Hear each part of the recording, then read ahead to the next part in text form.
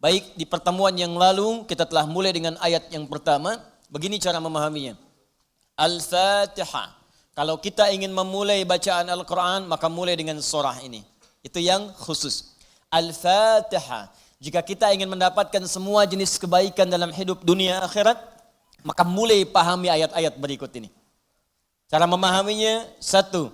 Bismillahirrahmanirrahim. Baik. Bismillahirrahmanirrahim. Amalkan bagian ayat yang pertama yang memiliki 5 makna dalam kalimat atau ayat yang telah disebutkan tadi.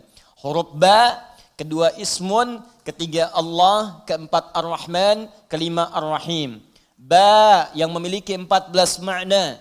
Di antaranya di ayat ini ada makna yang terkait dengan ghayah, tujuan. Ada ilsaq, sesuatu yang lekat sekali, dekat, tak terpisahkan. Kemudian musahabah yang mengawasi kemanapun kita beraktivitas.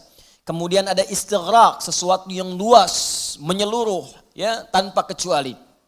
Lalu kita mengatakan bismillah, baknya kita sebutkan, ini artinya jadikan semua aktivitas kita tanpa kecuali, istighraq. Dari bangun tidur sampai tidur lagi, lakukan ghayah semua lillah karena Allah Subhanahu wa taala. Jadi kalau ingin dibukakan pintu kebaikan oleh Allah, Al-Fatihah, ingin semua dibuka baik, seluruh aktivitas kita, maka niatkan semua yang baik-baik karena Allah. Itu kunci pertamanya. Bangun tidur, niatkan karena Allah. Di begitu Anda bangun, niatkan semua aktivitas karena Allah Subhanahu wa taala. Karena itu saat kita bangun tidur, semua ditujukan karena Allah. Alhamdulillahilladzi ahyana ba'dama amatana wa ilaihin nusyur. Jadi kalimat pertama dengan akhir itu karena Allah. Alhamdulillah, terima kasih ya Allah, saya diberikan kesempatan hidup lagi saat ini. Padahal engkau bisa wafatkan aku dalam tidur tadi.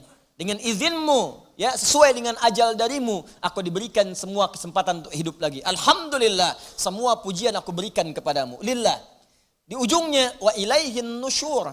Maka sekarang aku akan beraktivitas mencari bekal sebagai persiapan pulang kepadamu. Wa ilaihi, untuk Allah Subhanahu wa taala. Makanya kalau Anda mengucapkan doa ini saat bangun tidur, kita sudah berjanji. Semua aktivitas di hari itu kita akan tujukan karena Allah saja. Mencari bekal, bukan karena yang lain. Jadi kalau Anda ucapkan doa tadi, berarti nanti makannya karena Allah, minumnya karena Allah, bekerjanya karena Allah, salatnya karena Allah, infaknya karena Allah, merawat anak karena Allah, semua karena Allah. Ghayah. Awas, hati-hati ya, hati-hati. Maka dampaknya orang yang semua aktivitasnya dilakukan karena Allah Subhanahu wa taala, maka fungsi ba yang ketiga.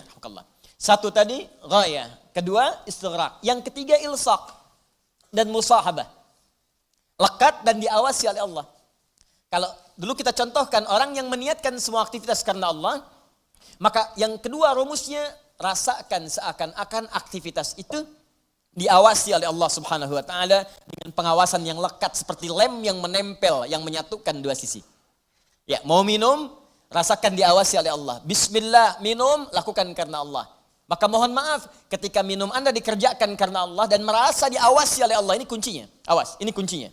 Karena ada orang yang melakukan sesuatu karena Allah, tapi nggak merasa dilihat. Nggak merasa diawasi. Ini saya tanya pada Anda, maaf ya, tadi saat sholat itu, sholatnya karena Allah bukan? Jawab aja, karena Allah bukan? Karena Allah. Baik, kalau sesuatu dikerjakan karena Allah, maka rumus keduanya, rasakan Allah mengawasi kita. Pertanyaan saya yang kedua, saat Anda sholat tadi, saya sholat, kita sholat, merasa nggak diawasi Allah? Merasa nggak dilihat Allah? Karena beda antara orang yang merasa diawasi dengan yang hanya mengerjakan saja, itu lain. Akan beda, silahkan Anda bekerja, merasa diawasi, Anda akan serius dalam pekerjaan Anda. Mahasiswa yang sedang ujian, merasa diawasi, itu akan fokus kepada soal. Susah, mau noleh kanan khawatir, ada CCTV. Mau noleh kiri juga khawatir, karena terawasi, dia akan fokus. Makanya orang sholat itu kalau benar-benar sholatnya merasa diawasi, dia fokus, gak akan nengok kanan kiri. Gak ada istilahnya ketika takbir Allahu Akbar, tangannya gak sedekap nih. Tahiyatnya kok gerak-gerak ya. Atau bahkan saat sholat mikirkan yang lain. Allahu Akbar, tender ya Allah, tender. Allahu Akbar, WhatsApp belum dibalas.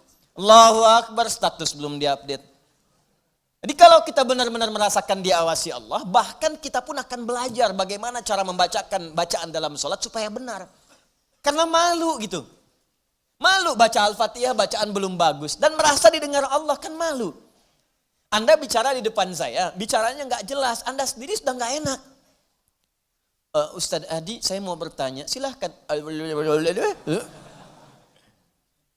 Kan kalau kedengaran nggak jelas pun, saya dengarnya pun nggak paham, Anda nyampaikan pun nggak enak.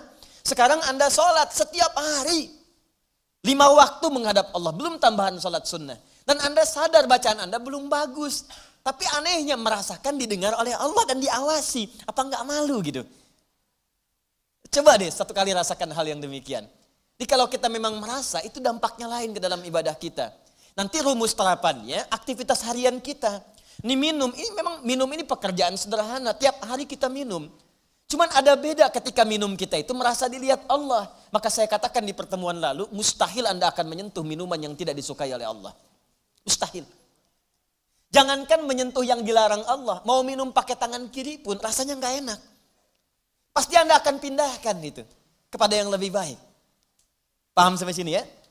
Ya sama dengan proses begini, mencari nafkah, bekerja, dari di jalan, dari baca, berpakaian. Kalau semua dikerjakan karena Allah, demi Allah saya katakan, mustahil dalam pekerjaan bisa mudah menyentuh yang diharamkan oleh Allah. Gak mungkin.